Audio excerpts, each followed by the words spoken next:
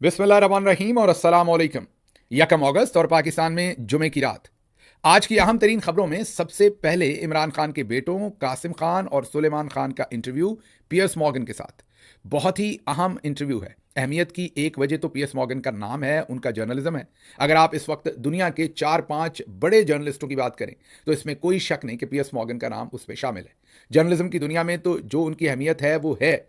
इसके अलावा दुनिया की तमाम अहम तरीन शख्सियात में से कम 80% के साथ उनके ज़ाती मरासम हैं। सदर ट्रंप और उनके ख़ानदान से उनकी ज़ाती दोस्ती से लेके प्रिंस चार्ल्स तक, और माजी में लेडी डियाना और इमरान खान साहब के साथ, जमाइमा खान साहबा के साथ भी उनकी ज़ाती न्याजमंदी है। पियर्स मॉर्गन एक जर्नलिज्म के एतबार से भी बहुत इफेक्टिव आवाज़ हैं, और जो उनकी पर्सनल रिलेशनशिप है उसके एतबार से भी दुनिया पूरी के अंदर मेरे ख्याल में शायद ही कोई और जर्नलिस्ट होंगे, मैं ये नहीं कह रहा, लेकिन कोई एक आध जर्नलिस्ट, 2 जर्नलिस्ट और होंगे जो उनके हम पल्ला होंगे, जितनी अहमियत या इफेक्टिवनेस जो है वो पियर्स मॉर्गन की पूरी दुनिया के अंदर है।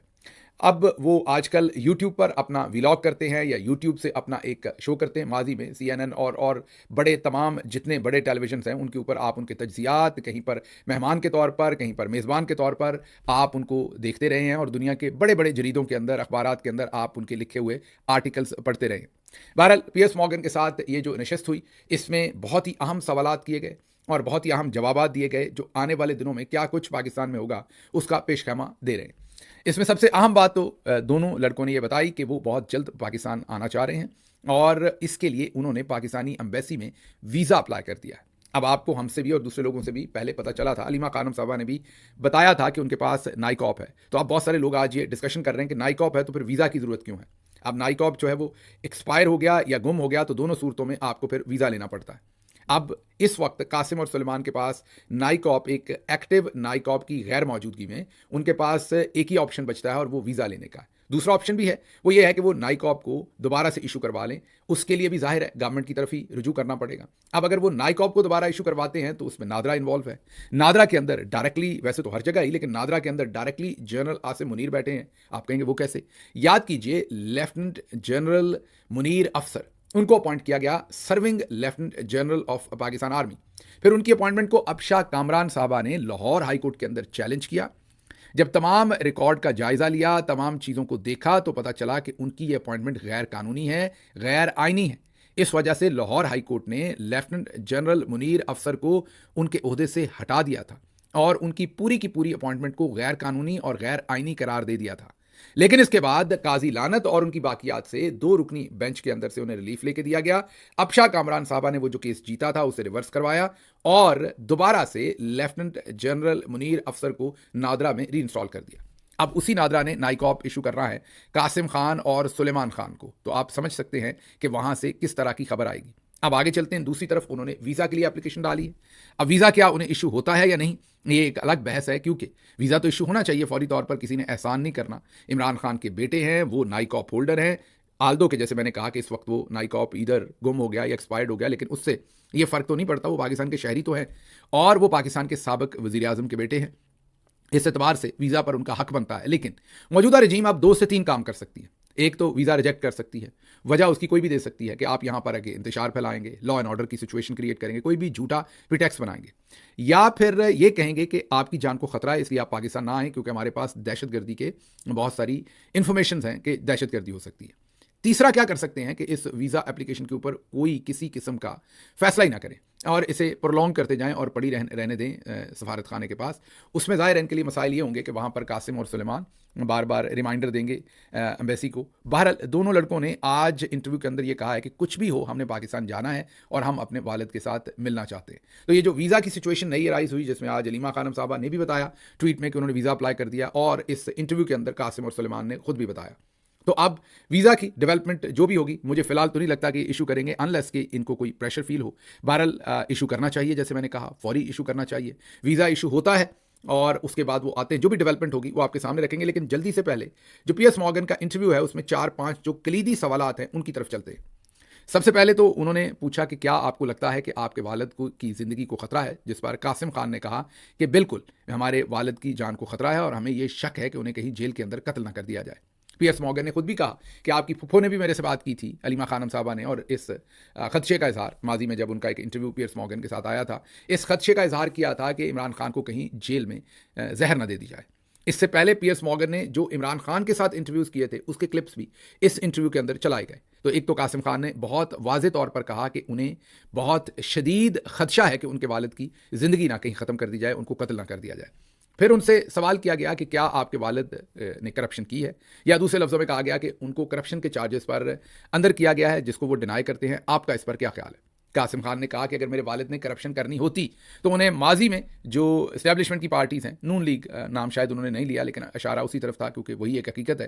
उन्होंने कहा कि माजी में नून लीग की तरफ से उन्हें अपनी पार्टी ज्वाइन करने की ऑफर थी, नाम शायद उन्होंने नहीं लिया इस्टेब्लिशमेंट की या माजी की जो पुरानी पार्टीज़ थी वो कहा कि उसमें से ज़ाहिर है वो ऑफर नून लीग की तरफ से थी, इसलिए हम नून लीग कह रहे हैं। उन्होंने कहा कि अगर करप्शन करनी होती तो वो अपनी पार्टी अलग से सिफर से शुरू क्यों करते, इतनी लंबी जद्दोजहद क्यों करते, वो उनका हिस्सा बन के करप्शन कर लेते। तो उसके बाद अगला सवाल उनसे था कि आप क्या सदर ट्रंप से क्या कहेंगे।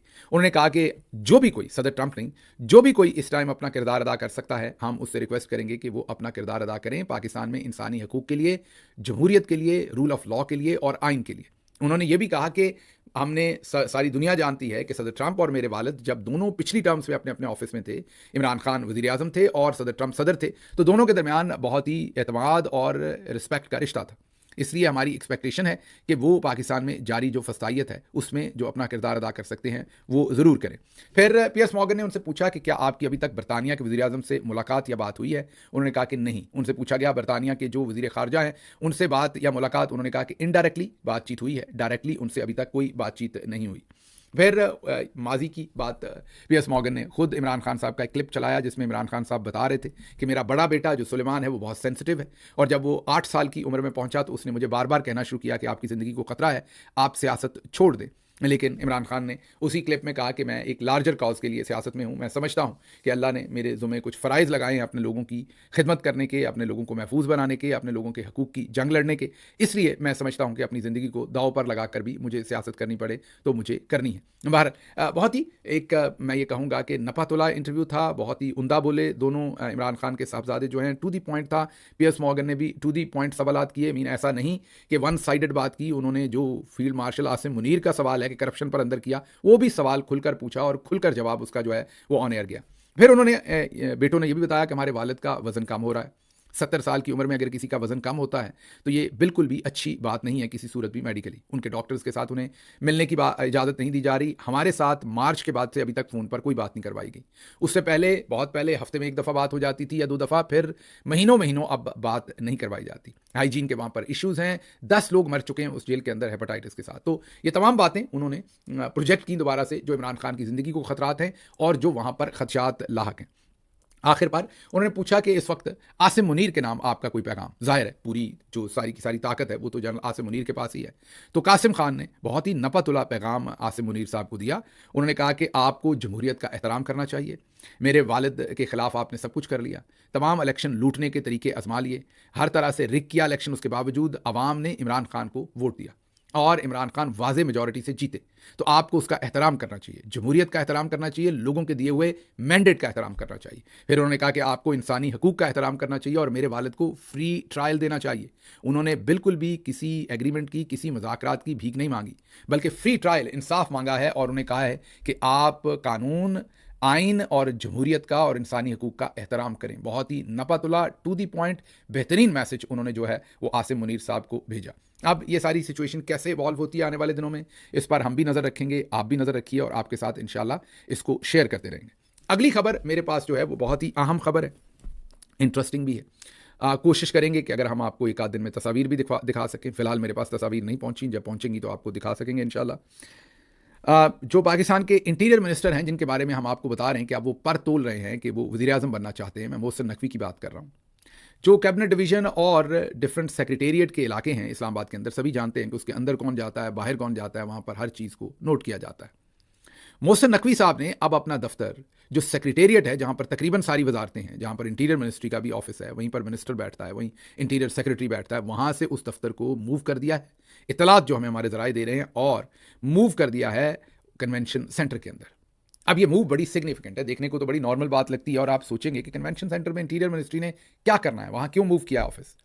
तो इसकी जो एक ही वजह, जो मुझे एक बहुत ही सीनियर मिलिट्री के ऑफिशियल ने मुझे ये बात अपना नाम सीगा राज में रखते हुए उन्होंने ये मुझे इन्फॉर्मेशन पास ऑन की है, किसी के थ्रू पास ऑन की है, थ्रू सम अदर सोर्स, क्योंकि डायरेक्ट वो जाहिर है मेरे से बात करेंगे तो कहीं चुके ही ना जाएं। सर्विंग है इस वक्त भी, वो बहुत ही अहम पोजीशन पर सर्व कर रहे हैं, पाकिस्तान फौज के अंदर हैं, बहुत ही सीनियर ऑफिसर है, मैं ये कह सकता हूँ। उन्होंने मुझे ये इन्फॉर्मेशन पास ऑन की कि लग ये रहा है कि ये जो शिफ्ट की गई है, और उन्होंने कहा बाकायदा नाम शाम भी लिख दिया गया वहाँ इंटीरियर मिनिस्ट्री का, इसकी वजह यह है कि वो अपने ऊपर जो चेक एंड बैलेंस है कि उन्हें कौन मिलने आ रहा है और कौन मिलने नहीं आ रहा, उसको कम करना चाहते हैं। बिल्कुल ख़त्म तो नहीं किया जा सकेगा, जाहिर है कन्वेंशन सेंटर भी पाकिस्तान का हिस्सा है, वो मुल्क से बाहर तो नहीं, लेकिन उस तरीके से नज़र में नहीं रहेंगे, क्योंकि बाकी तमाम मिनिस्ट्रियों के झुरमट में जब वो बैठे हुए थे तो वहाँ सभी देख रहे होंगे। कन्वेंशन सेंटर में जब कोई कन्वेंशन हो रहा होता है तो तब तो लोग उधर आते जाते हैं, जब कन्वेंशन नहीं हो रहा होता तो फिर सब शांति होती है, कोई नहीं आता जाता, वहाँ पर कुछ नहीं होता, वहाँ पर कव्वे बोल रहे होते हैं, क्योंकि कन्वेंशन सेंटर एक आपको पता है दरमियान में उसके एक बड़ा हॉल है, जो उसके ऊपर डूम है, उसके अंदर एक बहुत बड़ा हॉल है, और उसके इर्द गिर्द ऑफिस हैं। तो जो इर्द गिर्द ऑफिस हैं उनको इस्तेमाल किया जा रहा है, और वहाँ पर जब कोई एक्टिविटी या कोई फंक्शन या कोई तकरीब नहीं हो रही होती तो उस तरफ किसी का कोई काम नहीं होता, गेट बंद होते हैं और हौका आलम होता है। तो वो जो हौका आलम है उसको इस्तेमाल करेंगे। बिल्कुल सामने फ्रांस की एम्बेसी है, उससे थोड़ा सा आगे चले जाएं अगर आप रावल लेक की तरफ, मैं कॉन्स्टिट्यूशनल एवेन्यू की तरफ की बात नहीं कर रहा, मैं रावल लेक की तरफ जाएं तो वहाँ पर भी रावल डैम का जो मरी रोड है उस पर चढ़ने से पहले वो जो 1-1.5 किलोमीटर का या 1 किलोमीटर का रोड है, वहाँ पर भी एक गेट है, उस गेट के बिल्कुल सामने अमेरिकी एम्बेसी का ऑफिस है।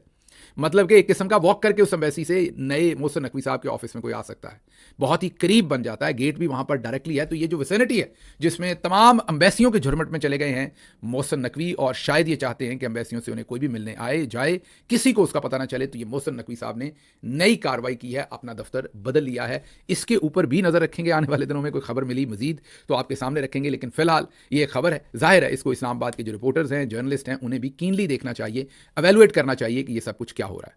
अगली खबर की तरफ बढ़ते हैं। अगली खबर, फील्ड मार्शल आसिम मुनीर साहब ने बयान दागा है कि बदलते हुए चैलेंजेस के बावजूद पाक चीन ताल्लुकात मजबूत हैं। चीन के दिफा, सलामती और तरक्की में जो पाकिस्तान और चीन की दोस्ती है उसमें पाकिस्तान का और चीन का जो एक रिलेशनशिप है उसका बड़ा ही इंपॉर्टेंट रोल है। अब आसिम मुनीर साहब जो हैं वो बुनियादी तौर पर बैलेंस करने की कोशिश कर रहे हैं। मैंने आपको हमेशा कहा कि जब आप समंदर में सर्फिंग करते हैं तो बहुत देर लहरों के ऊपर नहीं रह सकते।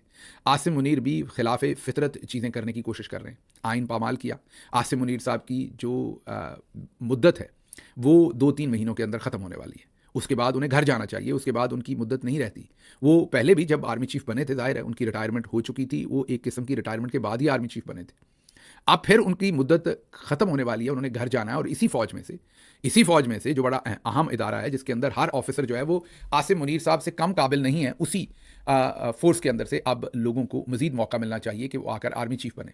और अगर ये घर नहीं जाएंगे तो जाहिर है फिर उनकी हक तलफी होगी, जो आगे आर्मी चीफ बन सकते हैं। तो नवंबर दिसंबर में उनका जाना है। अब आपने ये भी देखना है कि इस बात को कितने लोग करते हैं, सहाफ़त में हो या सियासत में हो, कितने लोग ये बात दोहराते हैं। ये दोहराते हुए इनके पर जलते हैं, आसिम मुनीर साहब का नाम लेते हुए पर जलते हैं, उनसे रिलेटेड कोई ऐसी बात सीधी करते हुए पर जलते हैं। और अगर आप करते हैं तो आपके ऊपर हर तरह के प्रेशर आते हैं, फिर आपके ऊपर इवन पार्टी के अंदर से भी प्रेशर आते हैं, आपके खिलाफ प्रोपेगेंडा शुरू करवा दिए जाते हैं, क्योंकि आपका ये जो सीधा तनकीद करने वाला काम है ये पसंद नहीं है। बहरहाल वापस आते हैं तो फील्ड मार्शल साहब उस तवाज़न को बरकरार रखने की कोशिश कर रहे हैं। एक तरफ से तेल दे रहे हैं ट्रंप से और वापस तेल ले बैठे हैं। वो तो खबर हमने पिछले व्लॉग में कर दी कि किस तरीके से सदर ट्रंप ने पाकिस्तान को $1 अरब का तेल बेच डाला है पहले मरहले में। अभी पता नहीं कितने $1 अरब का तेल और लेना है। तो तेल देने गए थे, तेल ले बैठे। मादनियात भी पहले चाइना के साथ सौदा किया हुआ था, फिर बीच में सऊदी अरब को इंक्लूड किया, अब अमेरिका को कर दिया। तो आप खुद सोचिए चाइना इसमें क्या सोचता होगा। तो तवाज़न बरकरार रखने की बहुत मुश्किल कोशिश कर रहे हैं, ये रहना नहीं है। जब आप एक दफ़ा लड़खड़ा जाएं तो आपने कहीं ना कहीं गिरना होता है। हाँ, ये ज़रूर है कि लड़खड़ाते लड़खड़ाते कई दफ़ा आप थोड़ा वक्त निकाल जाते हैं। वही सिचुएशन आसिम मुनीर साहब की है, लड़खड़ा रहे हैं, कितनी देर निकालते हैं ये मुझे नहीं पता, लेकिन ये तवाज़न बरकरार रह नहीं सकेगा बहुत लंबा, दोनों को राज़ी नहीं रखा जा सकेगा। कोशिश कर रहे हैं बयान दाग के भी, दौरे करके भी, लेकिन चाइना को भी पता है कि असल में हो क्या रहा है। अगली खबर बहुत ही अहमियत की हामिल है और वो कोई नई खबर नहीं है। वो 1970 की, 60 की, 80 की दिहाई में देख लें जो कुछ होता रहा वही अब हो रहा है। मैं बात कर रहा हूँ हमारी बहुत ही मोतबर काबिल एहतराम जमाते इस्लामी की क़यादत की। हमेशा उन्होंने जनरल्स के साथ मिलकर उनकी बी टीम बन के खेल खेला, हमेशा। हाँ, कभी कभी जब उन्हें हिस्सा बकदरे जुस्सा, तो उन्हें कभी भी नहीं मिला हिस्सा बकदरे जुस्सा से, वो हमेशा ज़्यादा ही हासिल करने की कोशिश करते हैं, लेकिन कभी कभी उनको अगर वो हिस्सा थोड़ा मिला तो फिर वो थोड़े दिन बयान दागते हैं। थोड़े दिन बयान ऐसे होते हैं जिसमें लगता है कि वो अब आज़ाद सियासत करना चाहते हैं। यहाँ मैं एक तारीफ़ कर दूँ कि जमात इस्लामी जो है वो कदरन ये पॉलिटिकल करप्शन के अलावा ये जो पॉलिटिकल मनूवरिंग और पॉलिटिकल आप ये कहें कि जो वो जोड़ तोड़ की करप्शन के अलावा माली तौर पर जमात इस्लामी जो है वो दूसरी पीपल्स पार्टी और नून लीग वगैरह से बेहतर है, बहुत बेहतर है। उस तरह की करप्शन वहाँ इन्वॉल्व नहीं है। दूसरे लफ्ज़ों में शायद करने का मौका नहीं मिला, इसलिए नहीं है, बहरहाल नहीं है। मैं इसलिए ये बात दोहरा रहा हूँ कि आपको ये ना लगे कि मेरे अंदर को बुग़्ज़ है, मैं उनकी बदतारीफ़ी कर रहा हूँ। एक और उनकी बड़ी अच्छी खूबी है, उनका जो वर्कर है अमूमी तौर पर वो दयानतदार है, मुल्क के लिए बेहतर समझता है और मुल्क के लिए कुछ ना कुछ बेहतर करना चाहता है, जमात इस्लामी का आम वर्कर जो है। और तीसरी उनकी खूबी ये है कि फैमिली लिमिटेड पार्टी नहीं है, वाकई एक जमात और उसका एक पूरा सिस्टम है जिसमें से लोग निकल के आते हैं। लेकिन बदकिस्मती ये है कि इन खूबियों के बावजूद ऊपर बैठी जो लीडरशिप है उनकी, वो लियाकत बलोच साहब हों या पिछले लोग हों, सवाए जो प्रोफेसर मंजूर साहब आए थे बीच में, उनसे हट के उनको मैंने डिफरेंट पाया था। उनसे हट के जितने बंदे दोस्त भी आए हैं उन्होंने टीका ही लगाया, इस तरफ से नहीं तो उस तरफ से, वो बी टीम बन के खेलना चाहते हैं। अभी भी पिछले दिनों आपने देखा था, गैस सस्ती करवाने आए थे और प्रोटेस्ट करते हुए गैस महंगी हो गई थी, उठ के वापस चले गए थे। तो मुनाफकत है कि कहीं रुकती नहीं है।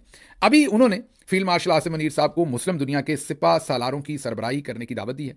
जमात इस्लामी के अमीर जमात इस्लामी कराची मुनेम जफ़र खान ने कहा है कि मुस्लिम दुनिया के सिपा सालारों की क़यादत फील्ड मार्शल आसिम मुनीर करें और कौम उनके शाना बशाना हो। अब सिपा सलार साहब जो है वो पाकिस्तान में तो फ़लस्तीन का झंडा लहराने नहीं देते, लेकिन जमात इस्लामी को उस पर एतराज़ नहीं है, उस पर कोई बयान नहीं है, लेकिन वो कह रहे हैं कि सिपा सलार पूरी दुनिया की मुसलमान फ़ौजों की जो है वो क़यादत करें, माशाल्लाह। लेकिन ये मैंने आपको कहा कि हैरान आपने नहीं होना, जमात इस्लामी का पुराना वतीरा है, वो बी टीम बनकर ही खेलती है और आइंदा भी जब तक दुनिया ने रहना है, जब तक दुनिया रहेगी, रहती दुनिया तक नाम रहेगा जमात इस्लामी का और तारा चमकता रहेगा और बी टीम बनी रहेगी। अब आप कहेंगे फ्यूचर को आप कैसे प्रेडिक्ट कर रहे हैं? उसकी वजह ऑर्गेनाइजेशनल कल्चर है। ऑर्गेनाइजेशनल कल्चर ऐसा बन गया है, उसके अंदर, उस खमीर के अंदर उसके अलावा और कोई चीज़ रह नहीं गई। जो लोग ऊपर आते हैं वो बदकिस्मती से फौरी तौर पर उस अडॉप्टेबिलिटी में चले जाते हैं, क्योंकि उनको उस तरीके से अवामी पजीराई नहीं है, वोट बैंक उस तरीके से नहीं है, तो फिर बी टीम बनकर ही गुजारा होता है। तो यहाँ सिपा सालार बनाने की जो बात है पूरी दुनिया की इस्लामी मुल्कों की, शायद यहाँ पर शायर ये कहना चाह रहा है कि या शेख ज़रा ऐदर भी वेख। आखिर पर चलते चलते आपको सिर्फ एक और बदकिस्मत खबर जो देनी है वो देने के, जो डीएचए में गाड़ी बह गई थी कर्नल साहब की, याद कीजिए, वो मिल गई है। और कर्नल साहब की डेड बॉडी बहुत पहले मिल गई थी, वाक़े के कोई तकरीबन 6 दिन के बाद शायद उनकी डेड बॉडी मिल गई थी, नहीं 3 दिन के बाद, वाक़े के 3 दिन के बाद उनकी डेड बॉडी मिल गई थी। आज कोई वाक़े के 9-10 दिन के बाद उनकी गाड़ी मिली है, बहुत ही खस्ता हालत में वो गाड़ी मिली है। उससे अंदाज़ा होता है कि कितना ज़्यादा डैमेज हुआ, किस तरीके से वो गाड़ी पानी के अंदर किस फोर्स के साथ वो मूव होती रही। लेकिन बदकिस्मती की बात यह है, जो बहुत ही तकलीफ़ की बात है, कि उनकी बेटी की लाश अभी तक नहीं मिली। हम सब बेटियों बहनों वाले हैं, आप ज़रा उनका जो ख़ानदान है, उसका जो दुख है, कर्ब है, उसको ज़रा 1 मिनट के लिए सोचिए। अल्लाह करे कि उनको जल्द से जल्द वो लाश मिले, ताकि वो तदफ़ीन करके कम से कम सुकून हासिल कर सके उनकी फ़ैमिली। कर्नल साहब की मग़फ़िरत के लिए हमारी तरफ से भी दुआ, उनकी बेटी की मग़फ़िरत के लिए भी, क्योंकि अभी वो इतने दिन से उनकी लाश नहीं मिली या वो ज़िंदा नहीं मिली, तो यही सोचा जा सकता है कि शायद उनकी भी मौत वाक़या हो गई है, वो भी जाँ बहक हो चुकी हैं। तो अल्लाह उनकी भी मग़फ़िरत करे, उनके दर्जात बुलंद करे। ये बहुत ही अफ़सोसनाक वाक़या हुआ और इसमें ज़िम्मेदारों को दोबारा हमें कैप्टन ईमान दुरानी बताती तो हैं कि अकाउंटेबिलिटी है, लेकिन कोई अकाउंटेबिलिटी नहीं है। वो आप देख चुके हैं, यहाँ तक कि डीएचए के अंदर लोगों की, मीडिया की एंट्री को बंद कर दिया गया, लेकिन वहाँ किसी ने, जिसने ये टाउन प्लानिंग की थी, जिसने इस नाले को खाली छोड़ा हुआ था, पहले उस पर कब्ज़ा कर लिया, साइडों पर मकान बना दिए और उसके बाद उसके जो नाला बना छोटा सा रह गया, उसके इर्द गिर्द कोई हिफाजती तदबीर भी नहीं की, उसको कभी कोई नहीं पूछा जाएगा। मुझे यहाँ से इजाज़त दीजिए। अल्लाह आपका हामी और नासिर हो। पाकिस्तान जिंदाबाद।